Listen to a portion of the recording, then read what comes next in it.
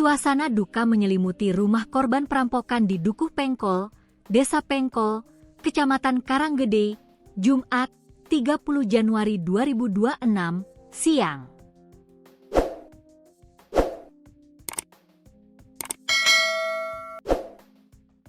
Isak tangis pecah saat Purwanto, ayah korban, tiba di rumah duka. Purwanto datang bersama kakak perempuannya yang baru pulang dari perantauan di Singkawang, Kalimantan Barat. Keduanya tiba sekitar pukul 11.45 waktu Indonesia Barat. Begitu turun dari mobil, Purwanto langsung menangis histeris. Tubuhnya tampak lemas hingga harus dibopong oleh kerabat yang menyambut kedatangannya. "Duh, anakku piye, anakku bagaimana?"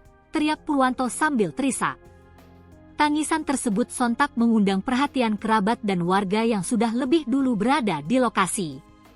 Dengan langkah tertatih, Purwanto kemudian berjalan menuju garasi rumah, tempat jenazah putri bungsunya disemayamkan. Tangisnya kembali pecah saat melihat peti jenazah yang telah tertutup kain.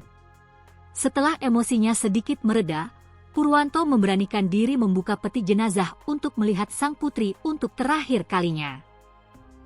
Ia tampak memandangi wajah anaknya dalam diam, sesekali menyeka air mata yang terus mengalir. Kerabat dan warga yang berada di rumah duka ikut larut dalam suasana haru. Beberapa di antaranya berusaha menenangkan Purwanto yang masih terlihat terpukul atas kepergian putrinya dalam peristiwa perampokan berdarah tersebut. Diberitakan sebelumnya, aksi perampokan terjadi di rumah pasangan Purwanto dan Daryanti di Dukuh, Desa Pengkol, Kecamatan Karanggede. Saat kejadian, Purwanto diketahui berada di Kalimantan Barat.